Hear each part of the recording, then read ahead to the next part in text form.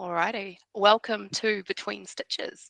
I'm Julie from Wool on Wheels, and today Sarina Iwabuchi from Osakana Jewelry is joining me from the North Shore of Tamaki Makaurau. We connected through the She Owns It business community, and I am so excited to talk to her today. I also want to mihi my intrepid Stitcher members who make it possible for me to do fun stuff like this. Thanks, team. So, Sarina, konnichiwa, yokoso, hello, and welcome to Between Stitches. Thank you for being here today. Thanks for inviting me. So before we talk about the cool stuff that you do now, you mentioned on your website that you have a neuroscience background, and I love to dig at little nerdy nuggets. So can you share a little bit about what led towards that pathway and maybe the biggest learning you took from working in that field? Sure. So I guess I started with a psychology degree, like probably lots of other teenagers as they go into university, not sure what they're going to do. So I did psychology, but I really loved it. And sort of from there started specializing in things like cognitive neuroscience. So sort of more experimental stuff, clinical stuff, and was always intrigued by sort of mental health, mental illness, psychiatry, and that sort of field. So that's sort of where I went into and started doing sort of research in clinical groups, so depression, people with schizophrenia, and also towards the end I was doing a little bit on chronic pain as well. So yeah, so that was sort of how I got into that field, which is totally different from what I'm doing now. But yeah, that's probably. And I think a lot of that was back in the UK, or did you do uni here and then go there? What was the journey like? I started studying here. So I was in Christchurch actually. Went to Canterbury, and then came up and did my postgrad studies in Auckland, and then finally got a job up in Nottingham of all places. So moved over to the UK, and it was supposed to be about an 18-month contract, but for some reason they kept wanting to pay me. So, Sweet. Yeah, so I was there for almost 8 years, I think. In the end, I became British for so long, and yeah, and so kind of carried on with that, and got into sort of, that's where I started doing more clinical work with patients and people with sort of mental illness as well. Cool. So that's what got you there. What led up to you returning back to Aotearoa? Never really want to bring this in, but it was COVID was the major. Oh, fair. Reason. I think it's the big reason for a lot of people, I think. But obviously, all of our family are back in New Zealand, so we kind of undenied, but it got to the point where it was sort of months before we might be able to see them again with sort of MIQ and all of that. So yes, we decided we'd just pack up our life, come back. And yeah, we were good for a few months, and then we went into lockdown in New Zealand. So yeah, we experienced a lot of home life. Oh no, fair. Like a lot of us, lots of pivoting. Yeah. But you're still connected to the science world. What brainy stuff are you doing now?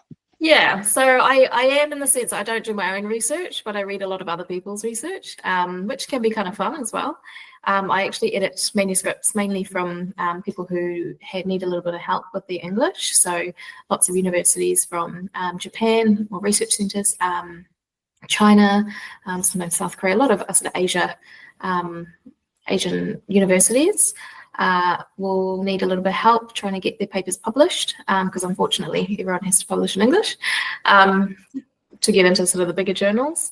So that's sort of what I do at the moment, as an aside to my jewellery. So it keeps it interesting, yeah.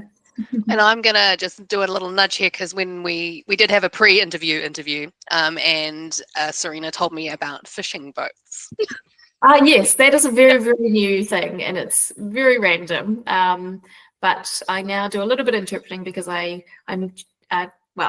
not Japanese technically speaking, but my parents are Japanese, so I grew up speaking Japanese, and they needed an interpreter for Japanese fishing boats that come into New Zealand, whether they need to refuel or resupply or what have you.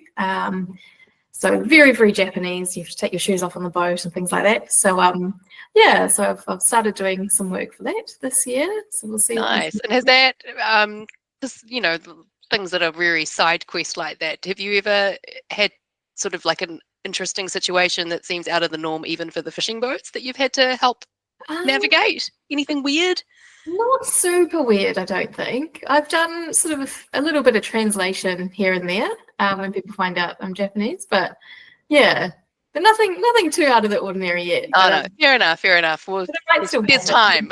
Yeah.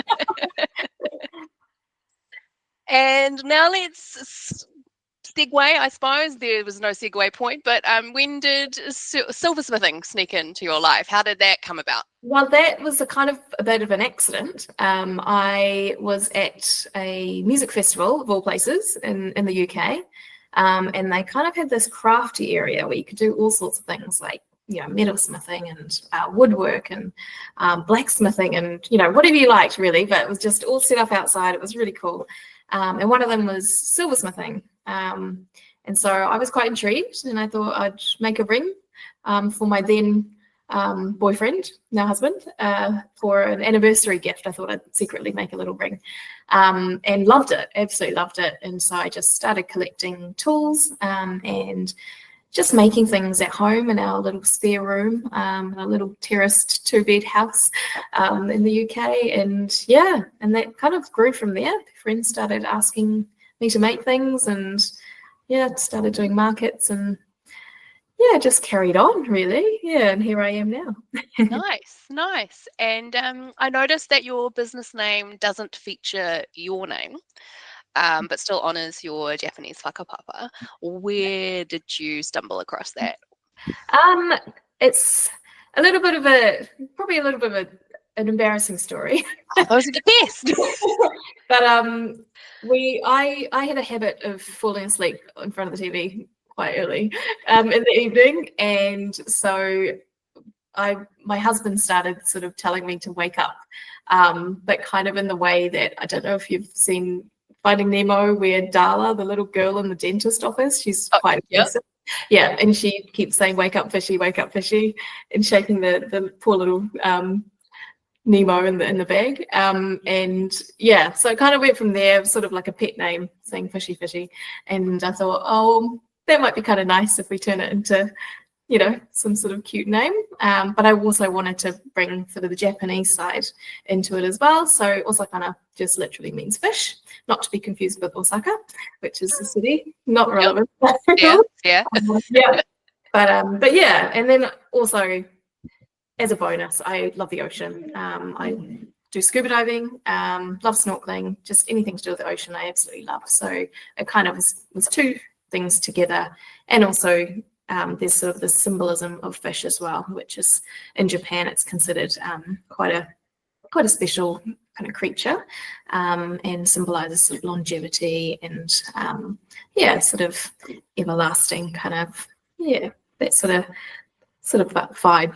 Oh, I love that. Like, it's so nice when, like, different facets of yourself get woven together and come, like, especially bonus if it fits into one word. Yeah.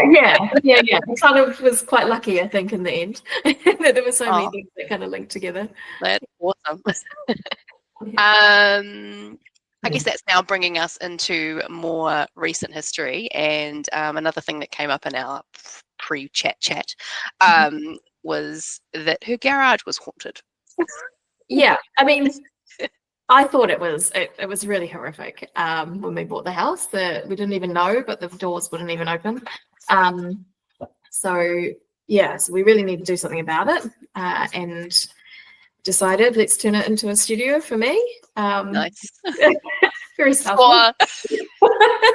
So I've always wanted to do workshops as well, because that's kind of how I started. I did a ring making workshop, and so I kind of wanted to do that for people here who have similar interests. We've built it into a sort of habitable place compared to what it was before.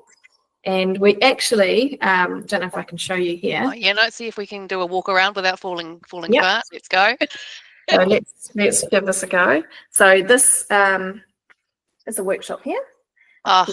A long shot of it. It's a little bit messy. Is there Stroller as any other way? well.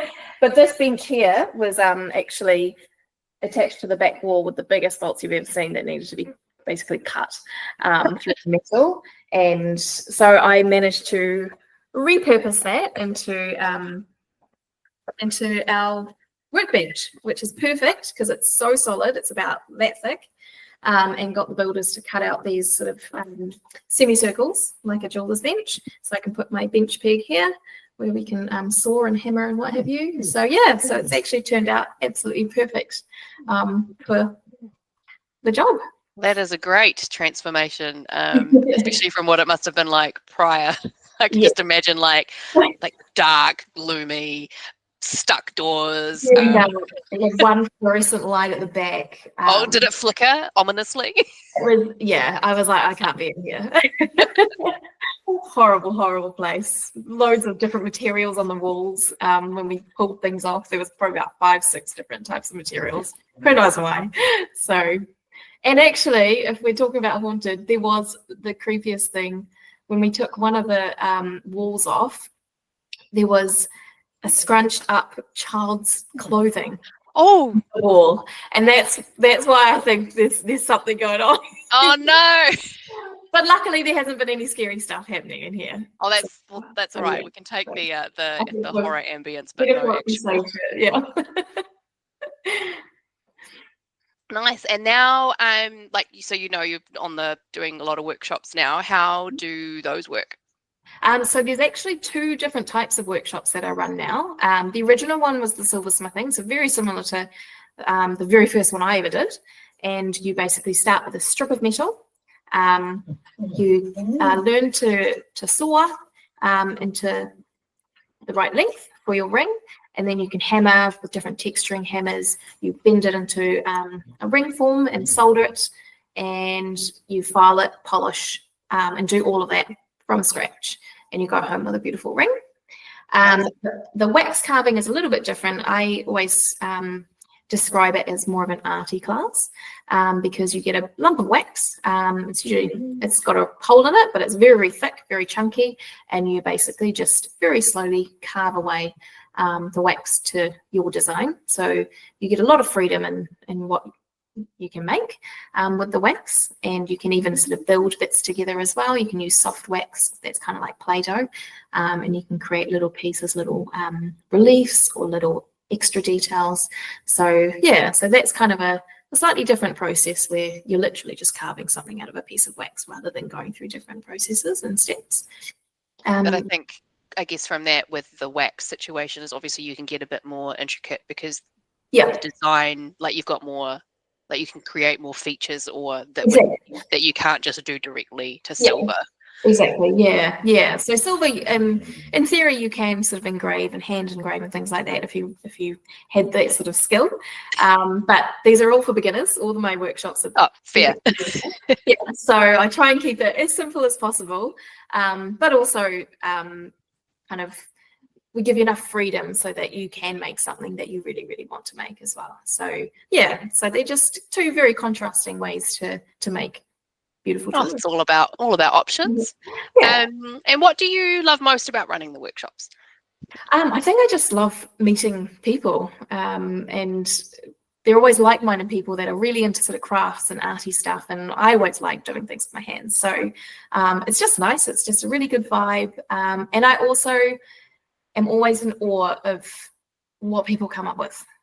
Just the most amazing things, and I kind of wish I had come up with that. Because I'm just like, wow, that is amazing, and these people have never done anything like this before, yet they come up with this fantastic, piece of art. So yeah, I think that's just it, right? Like, when you set aside, like, they've booked in this time with you, and so they're here to do that, and so like it's that whole, that presence where you're focused on what you're doing, and then all of a sudden you've got room. It's like it's like how you think of it's when you're in the shower because you've got nothing else to do, and that's when you can remember the thing that you needed. And this is or 2 a.m. in the morning. And this is a place where you can kind of like let it all out, and I think people enjoy that sort of experience rather than just going out and buying a piece of jewelry. You make it yourself. It's just so special. that you will look after it. And, and I hate waste. So, we use sustainable materials as well. And in this way, if you've made it yourself and you've put your heart and soul into it for 3 hours, then you're going to look after it. Or if you're going to gift it, that person's going to really care for it and, and cherish it for a long time. So, yeah. Nice. And I know I've had my fair share of foibles learning my way through the business side of things. What have you found to be your biggest challenge or challenges being in business for yourself? Gosh, it's probably a smaller list if I say what hasn't been a challenge. Yeah, just everything. I'm not a naturally entrepreneurial person, so everything I have kind of learnt from Googling things and trying to do sort of free little workshops, and this is all during lockdowns. So I also kind of signed up for little workshops online and working out how to kind of navigate everything. And so yeah, you kind of, being a one-woman show, you wear lots of hats. Yep. Yeah, and I hear you. Just juggling so many things, where big companies will have, one person to do one tiny aspect of. Yeah, it's like resources, right? So, yeah, I think that's probably right now for me. The challenge is that I have so many sort of different jobs, I guess, and I kind of want to do good with all of them. Yeah. So yeah, just a bit of the juggling of it all is hard work sometimes, but eventually, you realize, it's actually all worth it. So yeah. Absolutely. And have you got anything that's sort of like the most rewarding or standout success that comes to mind in the journey you've been on?